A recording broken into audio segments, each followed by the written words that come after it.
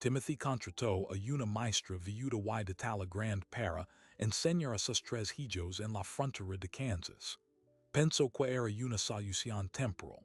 3 semanas después, su hijo mayor devoraba libros. Pero una noche, cuando Timothy resolvió un problema de lógica antes que sus hijos, comprendió que la verdadera alumna no era Stephanie. La lección era para él. Corría el otoño de 1880. La escuela de Dry Creek había cerrado sus puertas, y Timothy Benson, viudo y ranchero, necesitaba quien educara a sus tres hijos. La única opción era Stephanie Ward, una maestra viuda de talla grande que nadie en el pueblo tomaba en serio. Timothy la contrató para dar clases en la mesa de su cocina, convencido de que le estaba haciendo un favor a una mujer sin recursos. Nunca imaginó que la verdadera lección no sería para sus hijos, porque Stephanie no había llegado a ese rancho a enseñar solamente, había llegado a transformarlo a él. Timothy Benson era un hombre de costumbres. Se levantaba antes del amanecer, revisaba el ganado, desayunaba en silencio y luego trabajaba hasta que el cuerpo le pedía descanso. Había enviudado 3 años atrás y desde entonces cargaba con 2 pesos. El rancho y la culpa. La culpa de no haber estado cuando su esposa enfermó, cuando la fiebre se la llevó en 5 días sin dar tiempo a despedirse. La culpa de criar a 3 hijos que apenas recordaban el sonido de la voz de su madre. Los niños eran todo lo que le quedaba. El mayor, Samuel, tenía 2 años y había heredado la terquedad de su padre pero no su paciencia. No le gustaban los libros. Nunca le habían gustado. Para él, el mundo se dividía en cosas útiles y cosas que no servían para nada, y los libros estaban firmemente del lado equivocado. La segunda Hannah tenía 10 años y una inteligencia silenciosa que Timothy no siempre sabía leer. El menor Benjamin tenía 7 y hablaba poco, pero observaba todo. Siempre observando. Cuando la escuela de Dry Creek cerró en septiembre, Timothy sintió que el mundo se le venía encima. Sin maestra, sus hijos perderían un año entero, y en la frontera de Kansas perder un año de educación era perderlo todo. No había dinero para un tutor privado. No había options en el pueblo. No había nada. Hasta que apareció el nombre de Stephanie Ward. La recomendación ligó por el boticario del pueblo, un hombre que conocía todo el mundo no porque fuera sociable sino porque la gente hablaba mientras esperaba sus remedios. Le dijo que había una maestra viuda recién llegada de Illinois, que buscaba trabajo, que aceptaría alojamiento y comida como parte del pago. Timothy escuchó las palabras que quería oír, disponible, asequible, dispuesta. Lo que no le dijo el boticario fue que Stephanie Ward era una mujer de talla grande. Lo que no le mencionó fue que su tamaño era lo primero que la gente notaba y lo único que recordaban. En un pueblo donde las mujeres eran juzgadas por su capacidad de pasar desapercibidas, Stephanie ocupaba espacio. Lo ocupaba sin disculparse y sin pedir permiso, y eso incomodaba a la gente de una manera que no sabían explicar. Timothy la conoció un lunes por la mañana en la estación de diligencias. Había mandado a uno de sus peones a recogerla, pero luego decidió ir él mismo. No sabía exactamente por qué. Más tarde pensaría que fue el primer indicio de que algo en él ya estaba cambiando, aunque todavía no lo supiera. Stephanie bajó de la diligencia con un solo bolso, y la espalda recta como si hubiera viajado 2 días en un vagón de primer clase, y no apretada entre sacos de grano y un vendedor ambulante. Tenía el cabello recogido en un moño apretado y llevaba un vestido gris sin adornos, práctico y limpio. Sus manos mostraban calos de trabajo, no solo de tiza y pizarrón, y cuando le tendió la mano a Timothy, lo hizo con la firmeza de alguien acostumbrada a no ser subestimada pero que ya no se molestaba en corregir la impresión. Señor Benson, dijo ella, gracias por recibirme. Timothy tartamudeó algo sobre el rancho y el camino. No era hombre de muchas palabras, Whiles tinia Persian habers escondido en algún lugar entre el estómago y la garganta. Stephanie lo miro con esos ojos color avelana, que habían visto más mundo del que él estaba dispuesto a contar, y sonrió apenas. Una sonrisa que no pedía nada, que simplemente registraba la situación y seguía adelante. El camino al rancho tomó 40 minutos en carreta. Durante ese tiempo, Stephanie hizo exactamente 3 preguntas. ¿Cuántos hijos tenía? ¿Qué edades tenían y cuál era su nivel de lectura? Nada sobre el salario. Nada sobre las condiciones de la casa. Nada sobre la habitación que ocuparía. Preguntas de maestra, no de empleada. Timothy las respondió con monosílabos mientras se preguntaba por qué sencha que estaba siendo evaluado. Los niños estaban esperando en el porche cuando llegaron. Hannah sostenía un libro contra el pecho como un escudo. Benjamin miraba con sus grandes ojos silenciosos. Y Samuel estaba apoyado contra el marco de la puerta con los brazos cruzados, y una expresión que dejaba claro que no pensaba cooperar. Stephanie los miró uno por uno, como un general evalúa el terreno antes de una batalla, y luego sonrió. Así que ustedes son mis nuevos alumnos, dijo. Me han hablado muy bien de ustedes. Samuel soltó una risa corta. ¿Quién? Nuestro padre. Si él no habla de nada que no sea ganado. Timothy abrió la boca para regañarlo, pero Stephanie levantó una mano apenas, un gesto mínimo que sin embargo detuvo la reprimenda en seco. Fue tan sutil y tan firme que Timothy se quedó calado sin entender exactamente por qué. Entonces habrá que conocerlos yo misma, dijo ella. Y entró en la casa como si siempre hubiera pertenecido a ese lugar. Las clases empezaron a la mañana siguiente en la mesa de la cocina. Stephanie había pedido solamente 3 cosas, una pizarra, tiza y que nadie la interrumpiera durante las horas de lección.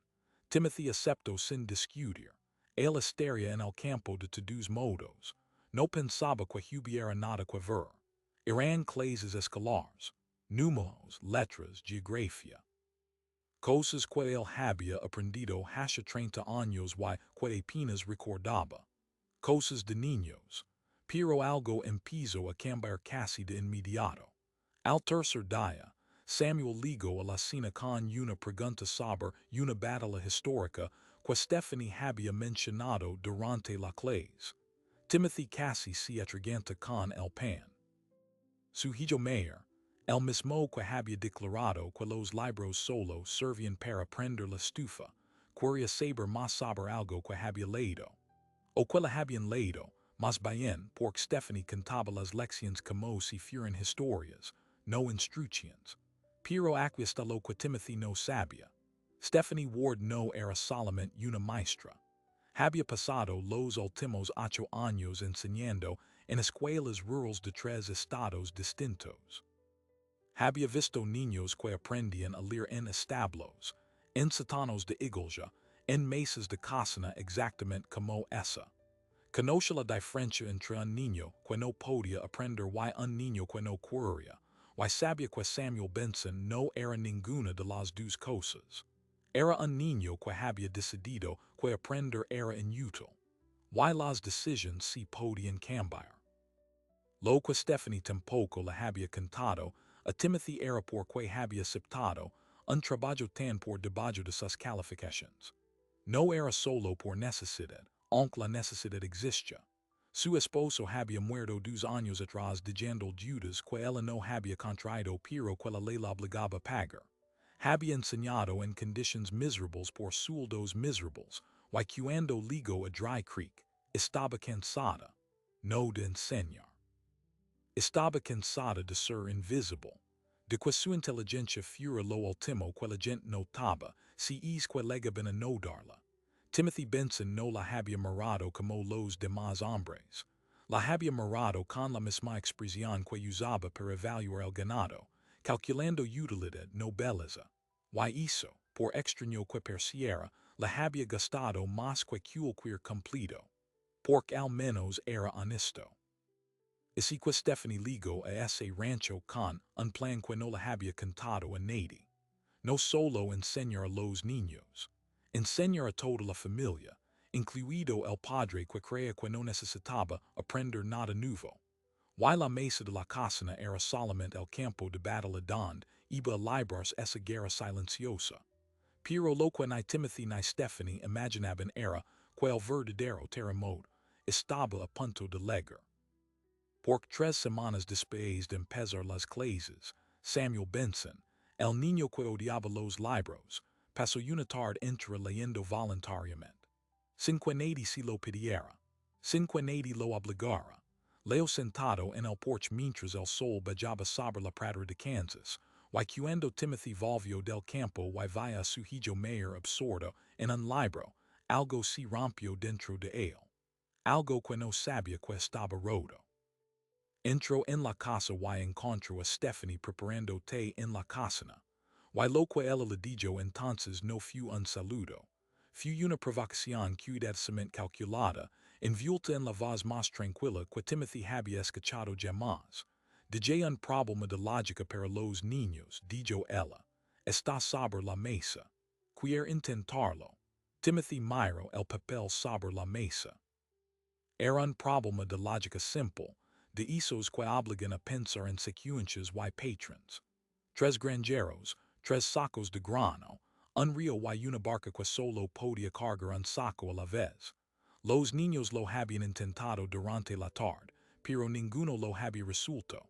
Timothy se sentó. No porque quisiera competir con sus hijos. Se sentó porque Stephanie lo había mirado de una manera que no admite negativas. Una manera que decía, usted también puede, simplemente no lo sabe todavía. Leo el problema una vez. Lo leo 2 veces. Al tercer minuto, movió los dedos sobre la mesa como si estuviera moviendo los sacos imaginarios.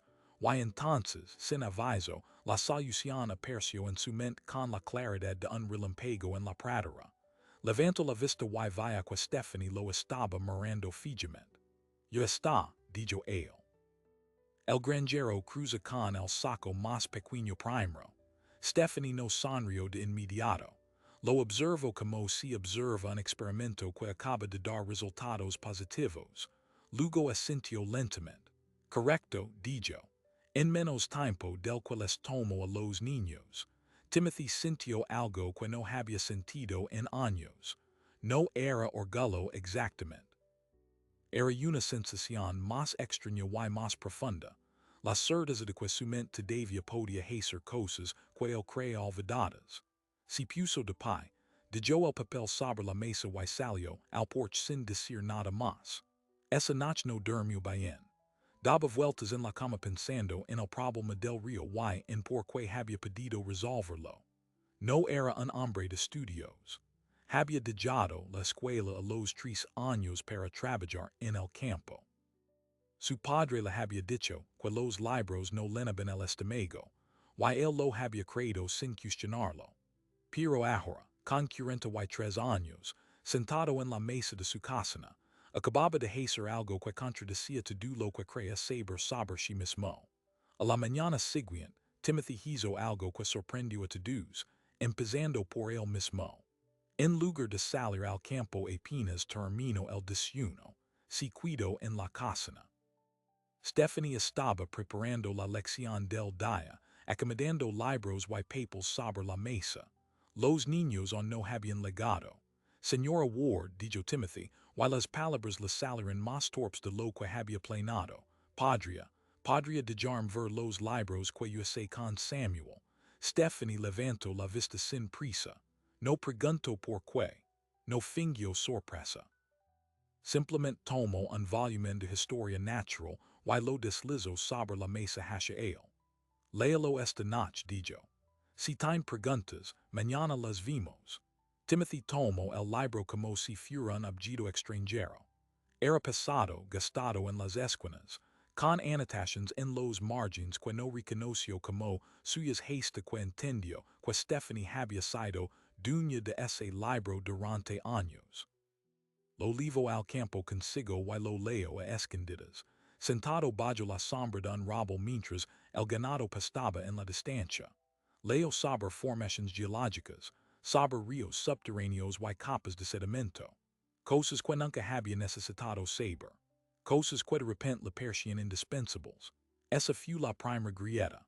La primera señal de que algo en Timothy Benson se estaba resquebrajando, y de que Stephanie Ward lo sabía perfectamente. Durante las siguientes 2 semanas, Timothy empezó a aparecer en la cocina con excusas cada vez más endebles. Que si necesitaba revisar algo de las cuentas del rancho. Que si el café estaba frío y venía a calentarlo. Que si quería preguntar por el progreso de Samuel en matemáticas, aunque Samuel llevaba años sin mostrar interacutes en las matemáticas y Timothy lo sabía mejor que nadie. Stephanie lo recibía siempre con la misma expresión tranquila. Nunca lo apuraba. Nunca señalaba lo obvio. Simplemente dejaba que él se quedara, que escuchara fragmentos de las lecciones mientras fingía revisar papers, que observara cómo sus hijos aprendían cosas que él nunca había aprendido. Y poco a poco, sin que ninguno de los dos lo dijera en voz alta, Timothy Benson se convirtió en un alumno más de aquella mesa de cocina. Pero el orgullo es un animal turco. Timothy había pasado toda su vida adulta siendo el hombre que sabía de ganado, de clima, de tierra. Ser ahora el hombre que no sabía resolver una ecuación simple, que tartamudeaba cuando Stephanie le preguntaba su opinión sobre un texto que acababan de leer, lo descolocaba de una manera que no podía expresar. Le molestaba. Y lo que más le molestaba era que no podía dejar de volver. Una noche, después de que los niños se hubieran acostado, Timothy encontró a Stephanie leyendo en el porche. La luz de la lámpara de aceite le iluminaba el rostro y el libro abierto sobre el regazo. Él se sentó a su lado sin pedir permiso. Se quedaron en silencio un largo rato, escuchando el viento de Kansas mover sobre la pradera. Entonces Timothy habló. Mi padre decía que la escuela era para los débiles, dijo. Que un hombre se halla trabajando, no leyendo. Stephanie cerró el libro y lo dejó sobre su regazo. ¿Y usted que cree ahora? Preguntó. Timothy no respondió de inmediato. Miró la oscuridad de la pradera, el ganado inmóvil en la distancia, las estrellas que brillaban con esa nitidez particular de los cielos de Kansas. Creo que mi padre se equivocaba, dijo finalmente. Y creo que me ha costado 40 años darme cuenta. Stephanie asintió despacio. No dijo nada, y ese silencio fue más poderoso que cualquier lección que le hubiera dado hasta entonces. Pero lo que Timothy no sabía era que ese momento de honestidad brutal no había sido casualidad. Stephanie lo había provocado. Lo había provocado cada vez que dejaba un libro abierto donde él pudiera verlo. Cada vez que hacía una pregunta en la mesa que parecía dirigida a los niños pero que en realidad estaba dirigida a él. Había estado construyendo ese momento durante semanas, esperando pacientemente que Timothy Benson bajara la guardia y admitiera lo que ya era evidente. Que estaba aprendiendo más que sus hijos. Que siempre había querido aprender. Y que él lo había sabido desde el primer día. A la mañana siguiente, Timothy entró en la cocina antes del amanecer. Stephanie ya estaba allí, preparando el café como siempre, con la eficiencia tranquila de alguien que nunca parecía necesitar dormir. Él se paró en la puerta con el sombrero entre las manos y la mandíbula apretada, como un hombre a punto de confesar algo que no sabe cómo decir. Señora Ward, dijo. Necesito hacer una pregunta. Stephanie se volvió hacia él. Dígame.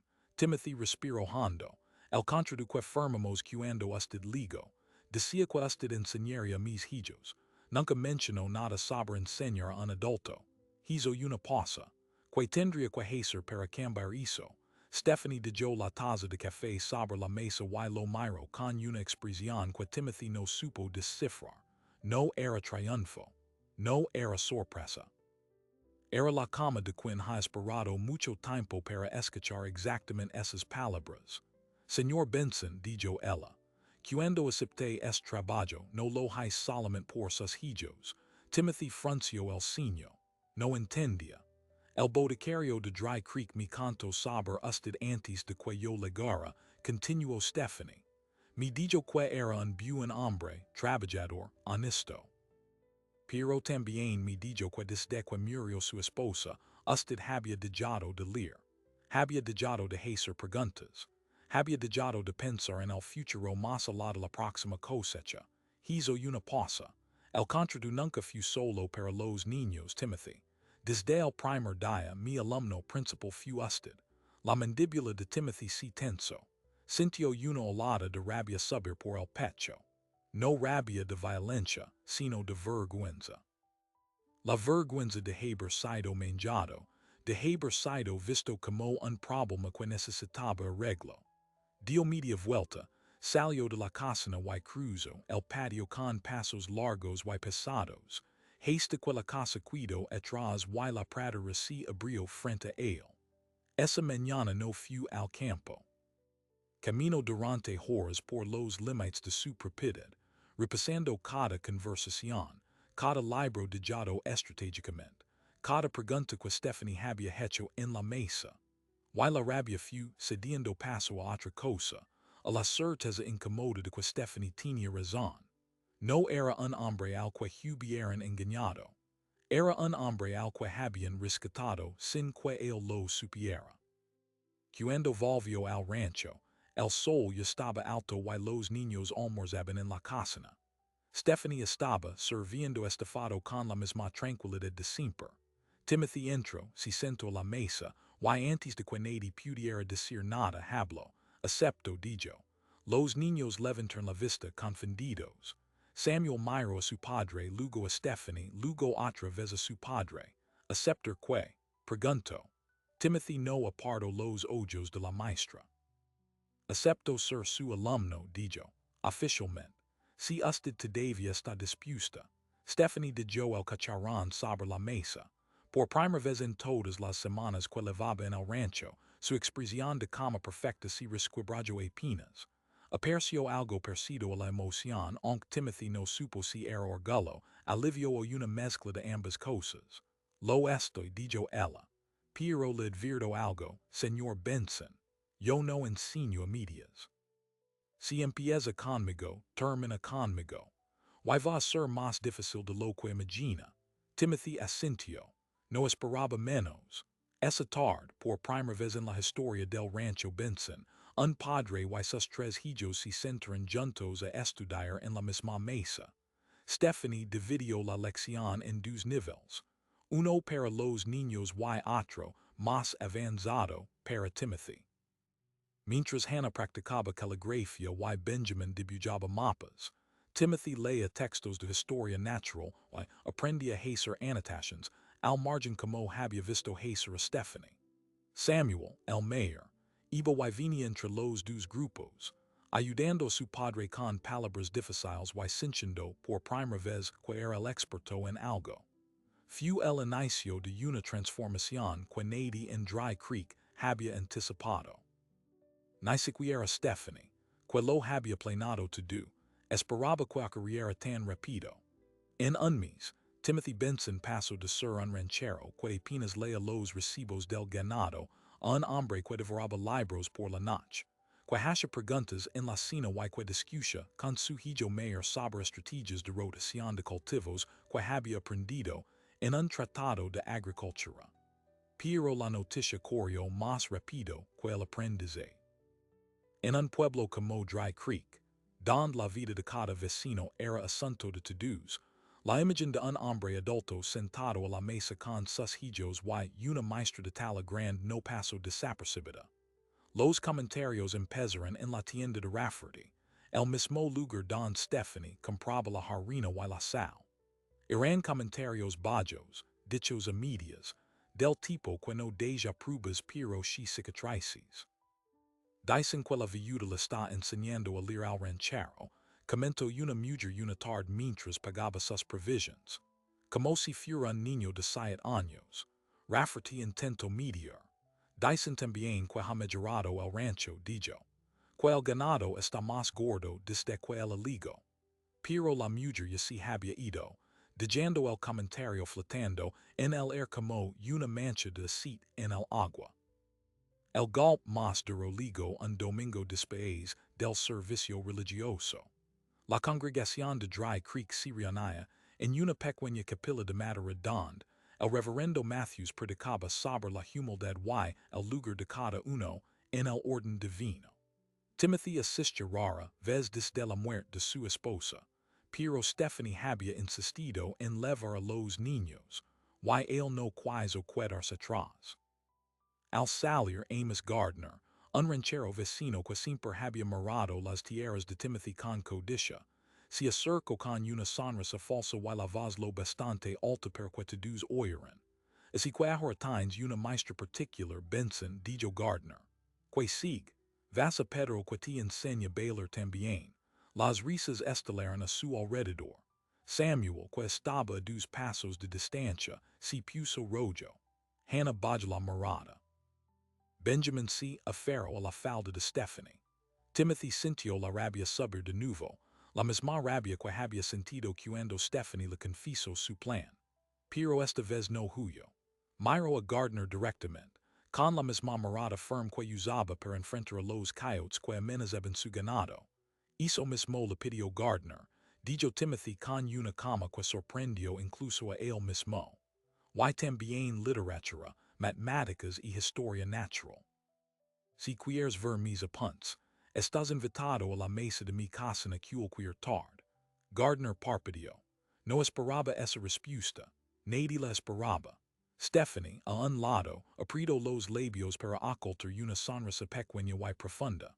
La congregación se dispersó en silencio, pero el daño ya estaba hecho. Esa noche, Timothy se sentó en el porche con el libro de historia natural abierto sobre las redilas y no pudo leer una sola palabra. Algo lo estaba carcomiendo por dentro, y no era la humiliación pública. Era el miedo. Miedo a que el pueblo tuviera razón. Miedo a ser un fraud, un ranchero que llegaba a ser intelectual sin tener derecho. Miedo a que Stephanie lo viera como lo veían los demás. Un hombre tosco y sin remedio que nunca estaría a su altura.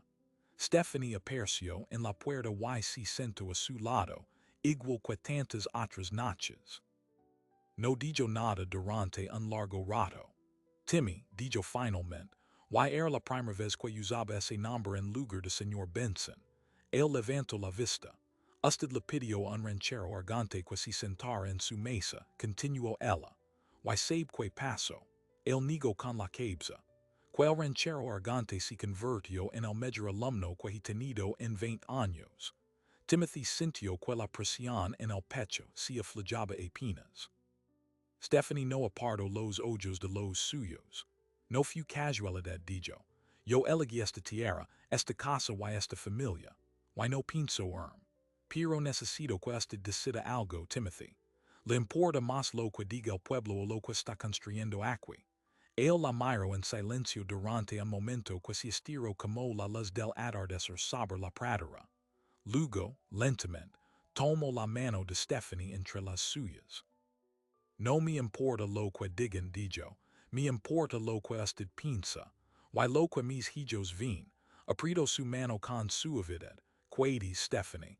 Enséñame to do lo que sabe. Y cuando termine, quaidis un poco más. Stephanie sostuvo su mirada y asintió. No hizo falta nada más. Esa noche, algo cambió en el rancho Benson. El contrató dejó de ser un acudo intremplidor, y emplida para convertirse en algo que ninguno de los dos estaba listo para nombrar. Pero ambos sabían que ya no había vuelta atrás. Sin embargo, lo que no sabían era que Amos Gardner no se iba a quedar de brazos cruzados, y que el verdadero desafío no vendría de los libros ni de las lecciones, sino de un hombre dispuesto a destruir lo que no podía poseer. Amos Gardner no esperó mucho tiempo para mover ficha. 2 semanas después del incidente en la capilla, Timothy recibió una carta del banco de Dry Creek.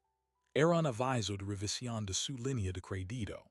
El préstamo que había pedido 3 años atrás para comprar las tierras de pastura del norte. Ese que siempre había pagado puntualmente. apercia ahora marcado como de alto risco.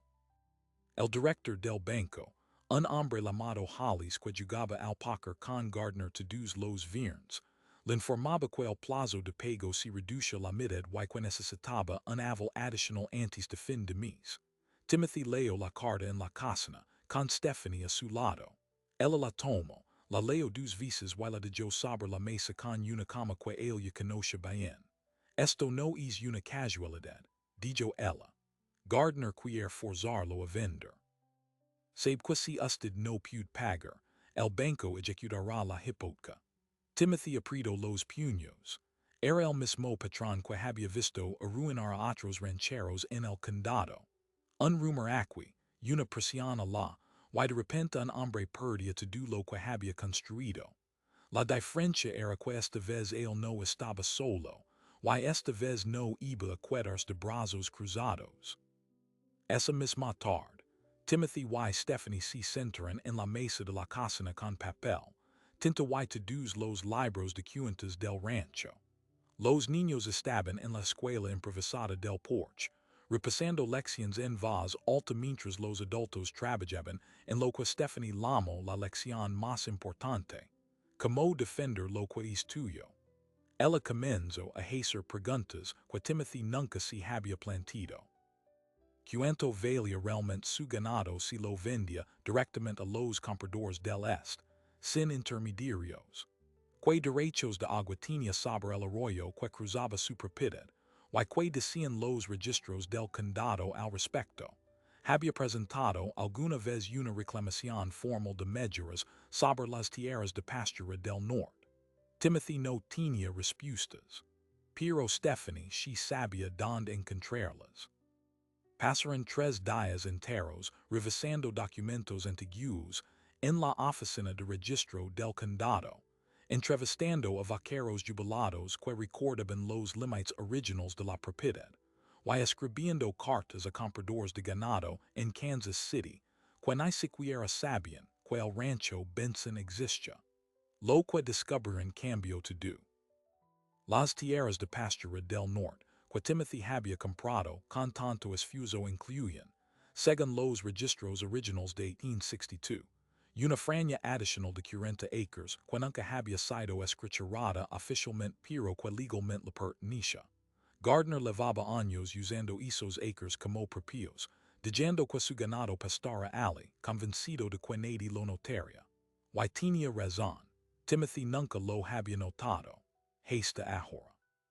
Stephanie redactó una carta de reclamación formal con una precisión legal que dejó atenido al abogado del condado cuando la presentaron. Citaba fechas, números de registro, nombres de testigos y 3 follows judiciales anteriores que sentaban precedentes claros.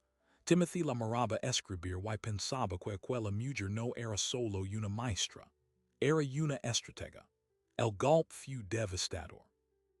En menos de una semana, el banco recibió una copia de la reclamación y retiró de inmediato la revisión del crédito. Hollis, el director, visitó personalmente el rancho para disculparse, alegando que había sido un error administrativo. Timothy lo recibió en el porche de pie sin invitarlo a pasar. Usted y yo sabemos que no fue un error, dijo Timothy. Y también sabemos quién lo provocó. Dígale a Gardner que mis tierras no están en venta. Ni ahora ni nunca. Hollis se fue sin decir palabra, y esa misma semana Amos Gardner comenzó a desmantelar su propia cerca algo en los 40 acres en disputa. Lo hizo de noche, en silencio, sin que nadie lo viera. Pero a la mañana siguiente, los posts arrancados y el alambre amontonado eran una confusión silenciosa que todo el pueblo entendió. Las noticias corren más rápido que el fuego en la pradera seca. La historia de cómo Timothy Benson y su maestra habían derrotado a uno de los rancheros más poderosos del condado usando solamente libros y papel se convirtió en leyenda local. Y algo más cambió también. La gente que antes se burlaba empezó a mirar con otros ojos. El primero en pedir ayuda fue el herrero del pueblo, un hombre llamado Thatcher que apenas sabía firmar su nombre. Si presento en la puerta del rancho una tarde con el sombrero entre las manos y la vergüenza pintada en la cara. Señora Ward, dijo, no sé si usted enseña adultos, pero si lo hace, me gustaría aprender. Stephanie lo miró, luego miró a Timothy, que estaba sentado a la mesa con un libro de aritmética abierto. Timothy asintió una sola vez. Sientes, señor Thatcher, dijo ella. La clase empieza en 5 minutos. En las semanas siguientes llegarán 3 personas más. Una costura que quería leer los patrons que la mandaban de Nueva York. Un peón del ferro que necesitaba entender los contratos que firmaba.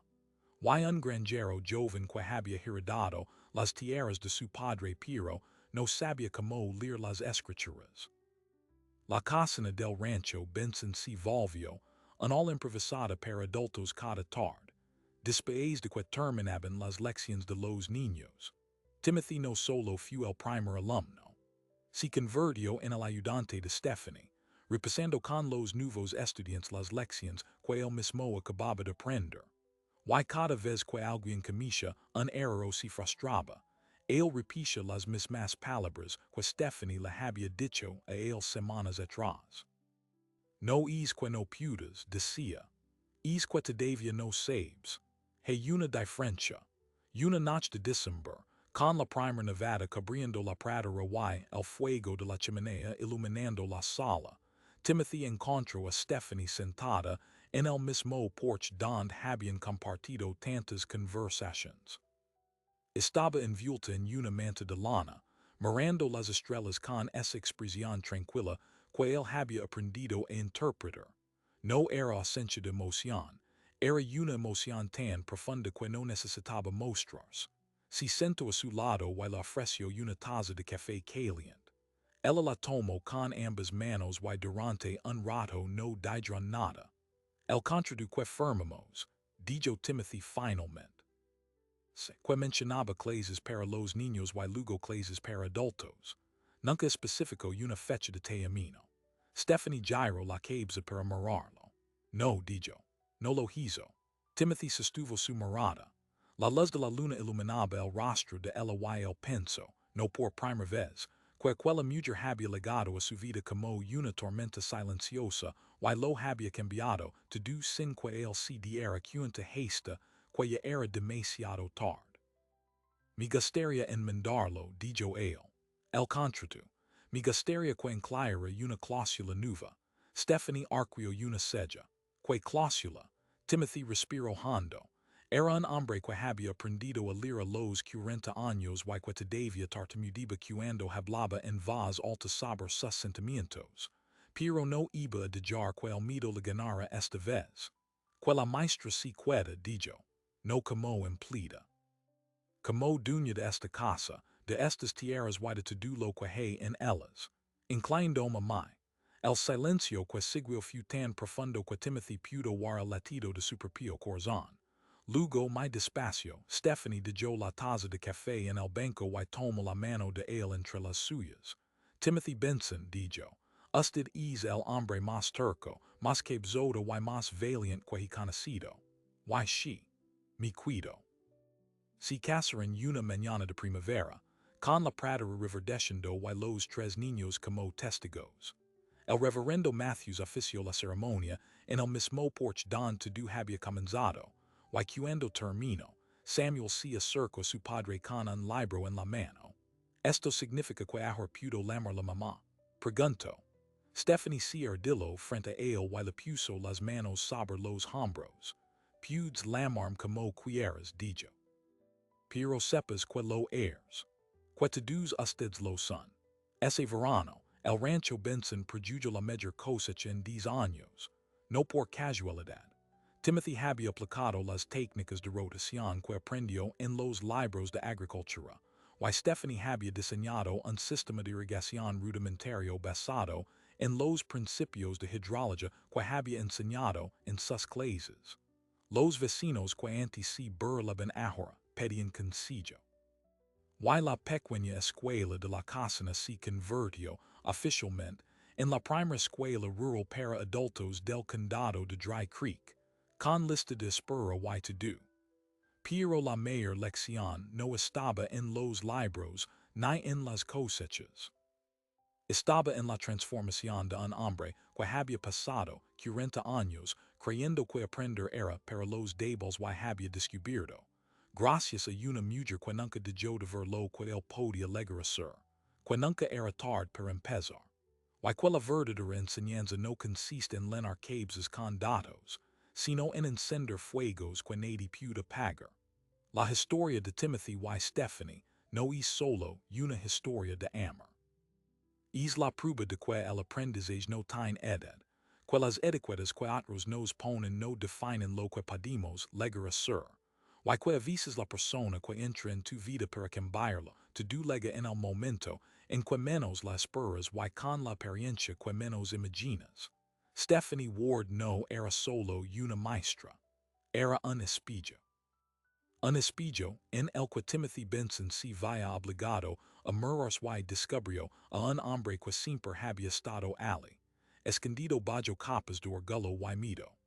Y lo que comenzó, alrededor de una mesa de cocina, con 3 niños y un problema de lógica, terminó transformando un rancho entero, una comunidad y la vida de cada persona que se atrevió a sentarse a aprender. Hoy más de un siglo después, la pequeña escuela de Dry Creek ya no existe, pero el espíritu de aquella cocina sigue vivo, porque en cada rincón del mundo hay alguien que cree que ya es tarde para empezar, alguien que se mira al espejo y solo ve lo que le falta, no lo que puede construir, alguien que necesita como Timothy que otra persona le ponga un libro delante y le diga sin palabras, tú también puedes. Quizás tú eres esa persona. O quizás eres la que puede tender la mano a otro. De cualquier manera, esta historia te pertenece. Porque nunca es tarde para aprender, nunca es tarde para enseñar. Y nunca subestimes lo que una mujer de talla grande con un libro en la mano puede hacer. Si esta historia te hizo reflexionar, suscríbete a este canal y síguenos en cada nueva historia. Deja tu ciudad en los comentarios de abajo.